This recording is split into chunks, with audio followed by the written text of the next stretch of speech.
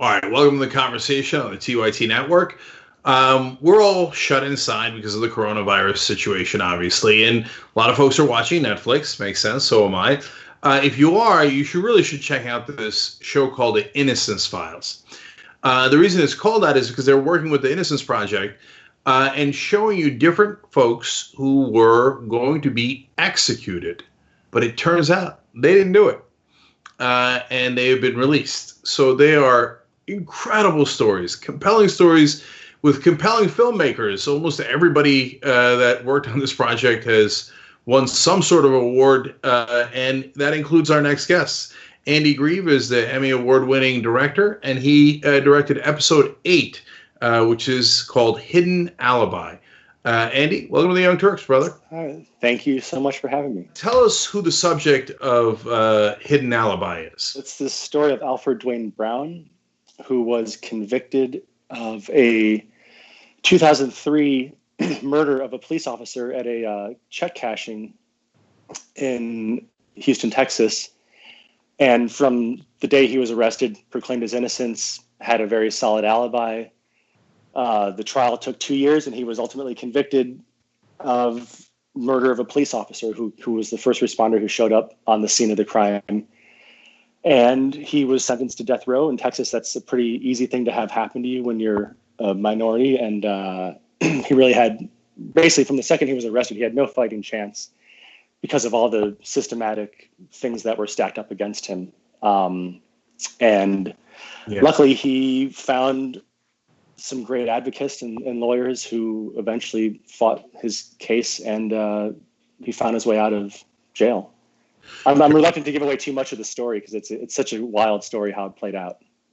Yeah, I hear you. I mean, it is a show, and it would be a spoiler alert in a sense. Right. But I do want to discuss some of the details because they're important to the national conversation. Right. And good to hear that the lawyers do good work. They really do. They get a bad rap, and of course it depends on the lawyer. Yeah, but in this case, why did they think it was Alfred in the first place, if they ever thought that? Basically, it was just word of mouth. Like some people, there was a housing project called the Villa Americana that he didn't live there at the time, but he had a girlfriend that lived around there, and he was basically a player in that scene, and he was also an easy person to sort of frame for this murder because he wasn't from Houston. He was originally from Louisiana, and he was a bit of a fish out of water, and he was a little bit, not as street savvy as some of the other guys. And his name kind of came up, and as soon as that happened, the cops just were all over that. And it just steamrolled in every possible way against him. But there was no DNA, there was no fingerprints, there was no eyewitness putting him at the scene. I mean, there's just nothing that you would see traditionally in a case that would put someone on death row. Well, I'm glad they gave him the death penalty on that. It's unreal what they. It's crazy. Yeah, I mean, this is from 2005. It's not like this is from 1965. No. I mean, it's like a stereotype. Oh, the guy that stranger from out of town. Let's frame him.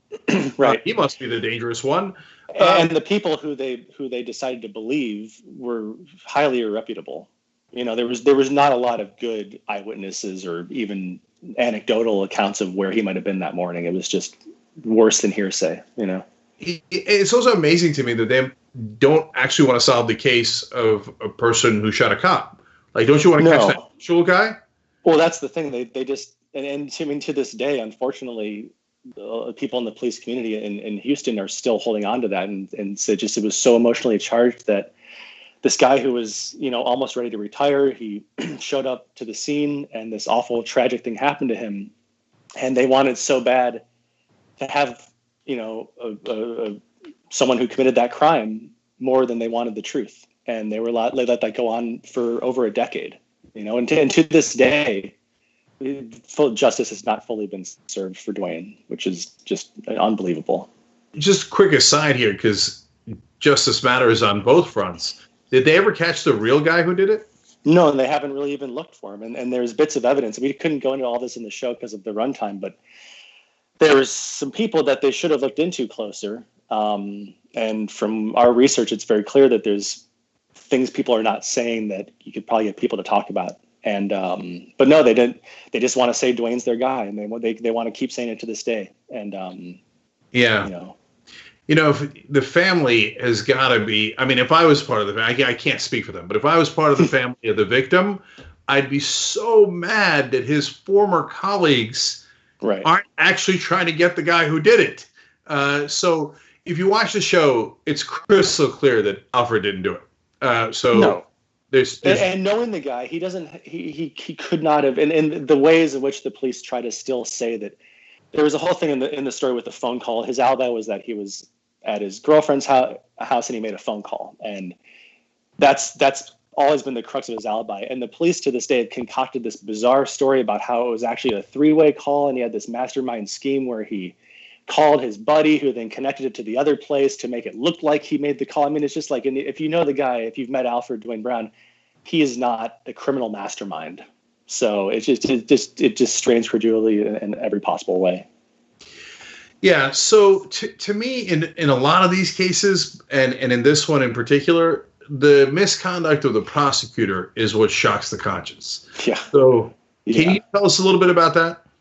Yeah, I mean, I mentioned the alibi. So basically what this prosecutor did, Dan Rizzo, he more or less threw Dwayne's alibi in jail until she was willing to change her story and lie under oath in the trial to be the basically star witness in the crux of the prosecution's case.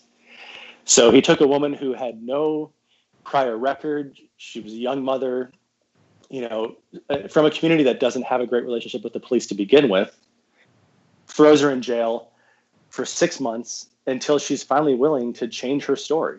And there's these transcripts of the grand jury where she's just being badgered by the grand jury to basically, you're not telling the truth. You're not telling the truth. And they say things to her like, you're not even going to be able to get a job flipping hamburgers at the McDonald's, just terrible, terrible things when you should think that a grand jury process, at least, I mean, people make the joke about a grand jury that it'll indict a ham sandwich, but at least it will do that within the realm of truth. This was just full on blatant witness badgering. And for a long time, it worked. They got her to go to trial and lie, and we finally got her in the show. She's the first time she's spoken out about this ever for this show. And, she was on fire. She was just finally, after 15 years, was just ready to let this all out. And it's a really great interview. Yeah. And was there any cover up of evidence that the prosecutor knew about? I mean, there was. It's hard to know exactly who knew what when. But yes, ultimately the alibi was able to be proven by records that were found in a detective's garage who was involved in the case, and he just miraculously stumbled upon this box of records. The thing that we've never been able to figure out is why did he turn that piece of paper in after all those years and not just shred it? So there's different layers of convolution to this, but what's always clear is that the story that Dwayne told the day he was arrested is the truth of what happened. And which prosecutor knew what when, it's hard to say, but they clearly suppressed this evidence.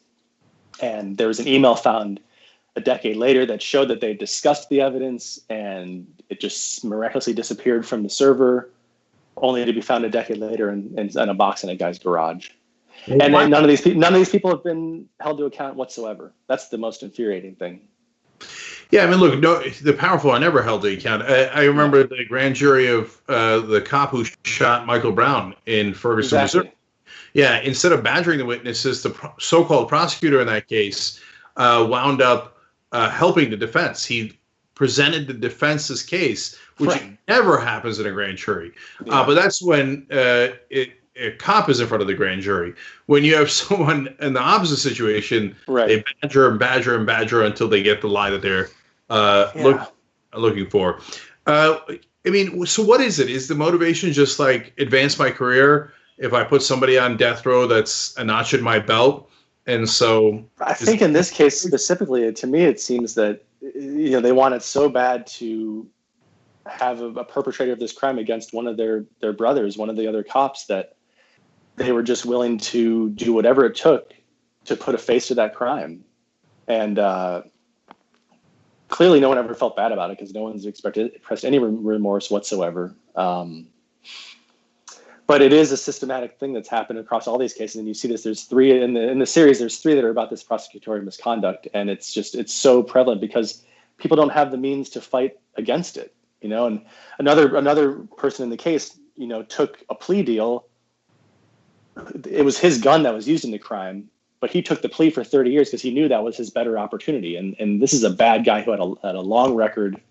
So it just shows you how good people who are doing the right thing get caught up. But that's why shows like this are so important, because now finally when you show the injustice, people get pissed, and they should. Right? I think that we lay it out in a way that's very simple, and I think people can just understand that no matter what side of the aisle you're on or where you're from, like this is just, these injustices need to stop, and hopefully we can raise awareness about that. The series is called The Innocence Files, and episode 8 is Hidden Alibi.